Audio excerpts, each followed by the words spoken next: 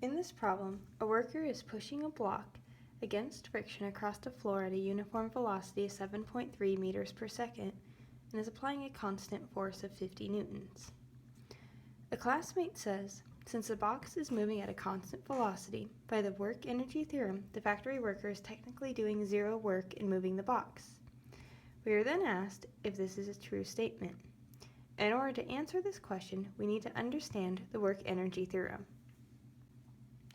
Before applying the work-energy theorem, the first thing to note is that the box is moving at a constant velocity.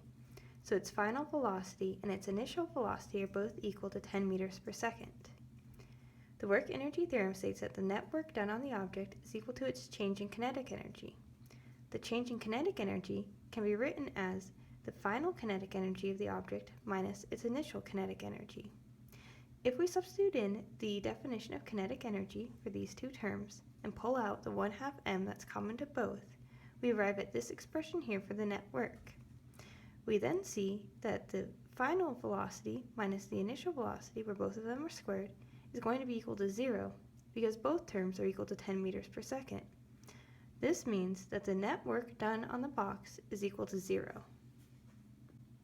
We can also write the net work done on the box as the sum of the work done by each individual force that is acting on the box. In this case, there are 4 forces acting on the box: the normal force, gravity, kinetic friction, and the force applied by the worker.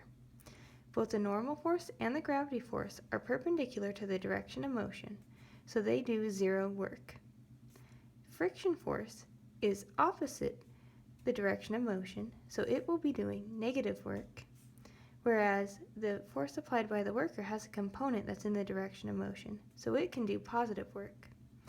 We can therefore write the net work done on the box is equal to the work done by the worker plus the work done by the kinetic friction force.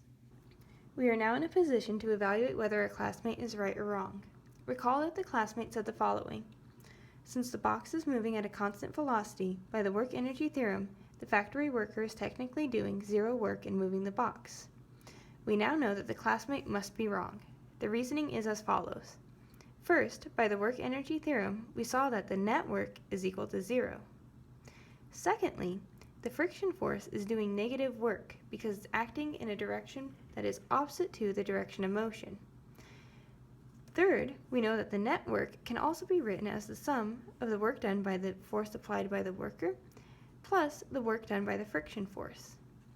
In order for the net work to be equal to 0 and for the friction force to do negative work, the factory worker must therefore do the same amount of positive work on the box.